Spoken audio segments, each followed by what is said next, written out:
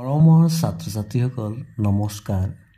গুণোৎসৱ তৃতীয় পৰ্যায় 2024 চনৰ প্ৰশ্নকাকতখন চতুৰ্থ শ্ৰেণীৰ প্ৰথম দিনৰ এই ভিডিঅ'টোত এই প্ৰশ্নকাকতখন আলোচনা কৰা হ'ব।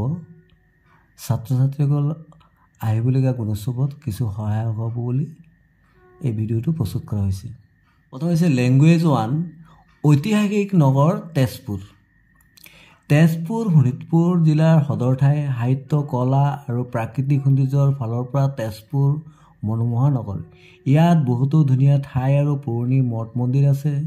তেজপুৰত মহাভৈৰৱ মন্দিৰ, অগ্নিগড়, চিত্ৰলেখা উদ্যান, জিলা সংগ্ৰহালয়, কলিয়াভোমোৰা সেতু, দ পৰ্বতীয়া, শৈলদ্বাৰ আদি আছে।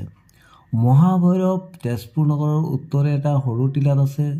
দ পৰ্বতীয়াৰ শৈলদ্বাৰ তেজপুৰ নগৰৰ পৰা প্ৰায় 5 কিলোমিটাৰ পশ্চিমত অৱস্থিত। অগ্নিগড় অসমৰ এখন পৌৰাণিক ঠাই। ই ব্ৰহ্মপুত্ৰ নদীৰ পাৰত অৱস্থিত। বাণ ৰজাই কন্যা উষাক সুৰক্ষিত কৰি ৰাখিবলৈ এই গড়টো নিৰ্মাণ কৰাইছিল। ইয়াৰ সৈতে উষা আৰু অনিৰুদ্ধৰ প্ৰেমৰ কাহিনী জড়িত হৈ আছে। ই এখন ধুনীয়া পাহাৰ। চিত্ৰলেখা উদ্যানখন তেজপুৰৰ দক্ষিণত আছে। ইয়াত উষা অনিৰুদ্ধৰ যুগল মূৰ্তি সজোৱা আছে। এই উদ্যানত থকা পুখুৰীত নাও চলাব পাৰি। জিলা সংগ্ৰহালয়টো তেজপুৰৰ কেন্দ্ৰস্থলত আছে। ইয়াত অসমৰ বহুতো পুৰণি ভাস্কৰ্য আৰু সাঁচি পাতৰ পুথি আদি ৰখা হৈছে। কলিয়াভোমোৰা সেতু ব্ৰহ্মপুত্ৰ নদীৰ ওপৰত নিৰ্মাণ কৰা অসমৰ দ্বিতীয়খন দলং। ই শোণিতপুৰ আৰু নগাঁও জিলাক সংযোগ কৰিছে। এতিয়া আমি প্ৰশ্নখিনি চাই লওঁ। ওপৰত দিয়া পাঠটো পঢ়ি তলৰ প্ৰশ্নবোৰৰ উত্তৰ দিয়া। প্ৰথম প্ৰশ্ন আছিলে 1 নম্বৰ, মহাভৈৰৱ মন্দিৰটো তেজপুৰ নগৰৰ ক'ত অৱস্থিত? ইয়াত দিছে উত্তৰত, কেন্দ্ৰস্থলত, পশ্চিমত, দক্ষিণত। ইয়াত আমি প্ৰথমে পাইছিলোঁ এই যে তেজপুৰৰ মহাভৈৰৱ মন্দিৰটো আছে। মহাভৈৰৱ তেজপুৰৰ নগৰত ক'ত আছে? উত্তৰে আছে। উত্তৰে এটা সৰু টিলাত আছে। তো ক'ত আছিলে? উত্তৰে। তো এনচাৰটো হ'ব উত্তৰত।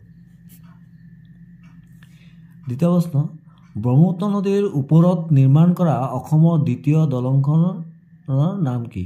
অগ্নিগড়, চিত্ৰলেখা, মহাভৈৰৱ, কলিয়াভোমোৰা। ইয়াত আমি পাইছিলোঁ কলিয়াভোমোৰা সেইটো ব্ৰহ্মপুত্ৰ নদীৰ ওপৰত নিৰ্মাণ কৰা অসমৰ দ্বিতীয়খন দলং। এইটো কলিয়াভোমোৰা হ'ব। পিছৰটো, ইয়াত উষা অনিৰুদ্ধৰ যুগল মূৰ্তি সজোৱা আছে। বাক্যটোত ইয়াত শব্দটোৰ দ্বাৰা কোন ঠাইৰ কথা কোৱা হৈছে? দ পৰ্বতীয়া, মহাভৈৰৱ মন্দিৰ, চিত্ৰলেখা উদ্যান, জিলা সংগ্ৰহালয়। তো আমি ইয়াত পাইছিলোঁ চিত্ৰলেখা উদ্যানখন তেজপুৰৰ দক্ষিণত আছে। ইয়াত উষা অনিৰুদ্ধৰ যুগল মূৰ্তি সজোৱা আছে। তাত কি হ'ব? চিত্ৰলেখা উদ্যান। চিত্ৰলেখা উদ্যান এই অপশ্যনটো। পিছত আছিলে তলৰ কোনটো মনোমোহা শব্দৰ সমানাৰ্থক শব্দ? সমানাৰ্থক মানে একে অৰ্থ বুজোৱা। সমানাৰ্থক মানে কি? সুন্দৰ বা ধুনীয়া। তো ইয়াত দেখিলোঁ মই বি অপশ্যনটো ধুনীয়া আছে, এইটো হ'ব। পিছত আছে জিলা সংগ্ৰহালয়টো তেজপুৰৰ কেন্দ্ৰস্থলত আছে। এই বাক্যটোৰ কোনটো শব্দই ক্ৰিয়াপদ বুজাইছে? আমি জানো যে পদ 5 প্ৰকাৰ: বিশেষ্য, বিশেষণ, সৰ্বনাম, অব্যয়, ক্ৰিয়া। তো ক্ৰিয়া মানে কি? যি পদে কোনো কৰা, হোৱা, খোৱা, থকা বুজায় তাকে বোলা হয় ক্ৰিয়া, মানে কাৰ্য কৰা যিটো বুজায়। আমি ইংৰাজীত যিটো ভাৰ্ব বুলি কওঁ। তো এইটো ক'ত আছে? তেজপুৰতো বিশেষ্য পদ। এইটো নহ'ব, তাৰমানে কিবা আছেতো হ'ব। পিছৰ পেৰাগ্ৰাফটোলৈ আহোঁ। সৌৰভৰ সংকল্প। আমি প্ৰশ্নখিনি চাই লওঁ প্ৰশ্নৰ পৰা, তাৰপিছত আমি উত্তৰখিনি আমি পাঠটো মৰমৰ ছাত্ৰ-ছাত্ৰীসকল তোমালোকে এই পেৰাগ্ৰাফটো পঢ়ি ল'বা। মই প্ৰশ্ন চাই কৰি দিছোঁ। ওপৰত দিয়া পাঠটো পঢ়ি তলৰ প্ৰশ্নবোৰৰ উত্তৰ দিয়া। ইয়াত দিছে ৰাতিৰ আকাশৰ পৰা কি সৰি পৰা দেখি সৌৰভে আচৰিত হৈছিল। ইয়াত আমি দেখিছিলোঁ ইয়াত তোমালোকে পাইছে যে পুৱা উঠি ৰক্তিমে সদায় সূৰ্য নমস্কাৰ কৰে। তো ইয়াত তোমালোকে এইদৰে পঢ়ি যাবা। পঢ়াৰ পিছত পাই যাবা এদিন ৰাতি তৰা এটা সৰি পৰা দেখি সৌৰভ বৰ আচৰিত হৈছিল। তাৰমানে কি? তৰা সৰি পৰা দেখি। কি হ'ব?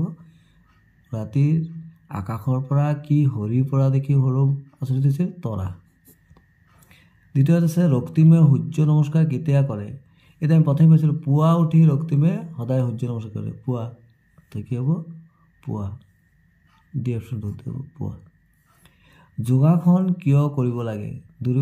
দূৰবীক্ষণ যন্ত্ৰ পাবলৈ, ৰোগৰ পৰা হাত সাৰিবলৈ, বা গ্ৰহ নক্ষত্ৰৰ বিষয়ে জানিবলৈ, বা মহাকাশ সম্পৰ্কে গৱেষণা কৰিবলৈ।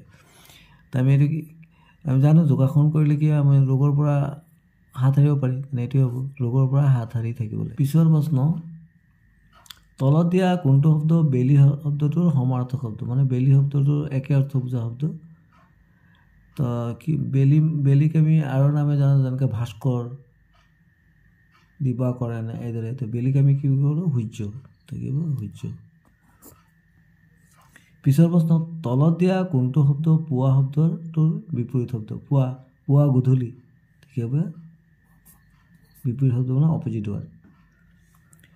11 নম্বৰ, তলৰ কোনটো বাক্যত বিশেষ্য পদ ব্যৱহাৰ কৰিছে।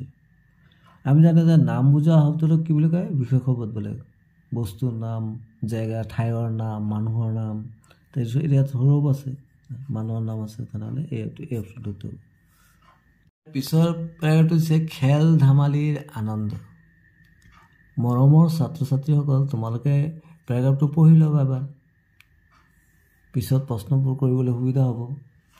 মই প্ৰশ্নখিনি চাই লৈছোঁ, তোমালোকে পঢ়ি লোৱা পেৰাগ্ৰাফটো। ওপৰত দিয়া পাঠটো পঢ়ি তলৰ প্ৰশ্নবোৰৰ উত্তৰ দিয়া। প্ৰথম হৈছে খেল প্ৰতিযোগিতাৰ কাৰ্যসূচীসমূহ কোনে পৰিচালনা কৰিছিল। ইয়াত তোমালোকে পঢ়িলে পাবা, ইয়াত লিখা আছে বিদ্যালয়ৰ সকলো শিক্ষক-শিক্ষয়িত্ৰী, বিদ্যালয় পৰিচালনা সভাপতি, অভিভাৱকসকলক খেলপথাৰত উপস্থিত। খেলৰ আৰম্ভণিতে কুচকাৱাজ কৰা হয়, ইয়াৰ সকলো ছাত্ৰ ছাত্ৰী অংশগ্ৰহণ কৰে। গণিত শিক্ষক জীৱন ছাৰে প্ৰতিযোগিতাৰ কাৰ্যসূচীসমূহ পৰিচালনা কৰে। গণিত শিক্ষক জীৱন ছাৰে। তেতিয়া আমি জীৱন ছাৰটো বিচাৰি লওঁ, ইয়াত আছে জীৱন ছাৰ, চি অপশ্যনটো হ'ব। পিছৰটো, প্ৰথমে কি প্ৰতিযোগিতা অনুষ্ঠিত হৈছিল। ইয়াত প্ৰথমে 100 মিটাৰ দৌৰ প্ৰতিযোগিতা হয়, তাৰমানে 100 মিটাৰ প্ৰতিযোগিতা, তাৰমানে কোন হ'ব, এই অপশ্যনটো হ'ব 100 মিটাৰ দৌৰ প্ৰতিযোগিতা। পিছৰ প্ৰশ্ন, নিপুৱে ভেকচন প্ৰতিযোগিতাত কিহৰ ভাও লৈছিল। ইয়াত পাইছিলোঁ আমি, এই যে নিপু আৰু ভনীয়েক ৰিমাই, মানে নিপু আৰু ভনীয়েক ৰিমাই ভেকচন প্ৰতিযোগিতাত ভাগ লয়। নিপুৱে কি লৈছিলে, কি অভিনয় কৰিছিলে, দৰা, আৰু ৰিমাই কইনা, তাৰমানে দৰা। তো কি হ'ব, নিপুৱে ভেকচন প্ৰতিযোগিতাত কিহৰ ভাও লৈছিল, দৰাৰ। তো কোনটো অপশ্যনৰ শুদ্ধ হ'ব, চি, দৰা। পিছৰ, তলৰ কোনটো আনন্দ শব্দৰ সমাৰ্থক। আনন্দ শব্দ, আনন্দ মানে কি, ফূৰ্তি কৰা, হয় নাই। ইয়াত অনুষ্ঠিত প্ৰশংসা সমাৰোহ কি হ'ব, ফূৰ্তি। 16 নম্বৰ, তলৰ কোনটো বাক্যত সৰ্বনাম পদ ব্যৱহাৰ হৈছে। সৰ্বনাম মানে কি, বিশেষ্য পদৰ সলনি যি ব্যৱহাৰ কৰে সেইটো হ'ল সৰ্বনাম। যেনেকৈ ৰাম ভাল ল'ৰা, আকৌ যদি সি, ৰামৰ সলনি আমি সি ব্যৱহাৰ কৰি, সি ভাল ল'ৰা, তেনেহ'লে সি, তেওঁ, এইবিলাক হ'ল সৰ্বনাম পদ। ইয়াত কোনটো হ'ব, সিহঁতে, এইটো সৰ্বনাম, তাৰমানে এই বাক্যটো হ'ব, সিহঁতে সকলোৰে প্ৰশংসা বুটিবলৈ সক্ষম হয়। থেংকছ ফৰ ৱাচিং। ইয়াৰ পৰৱৰ্তী ভিডিঅ'ত লেংগুৱেজটো আলোচনা কৰা হ'ব।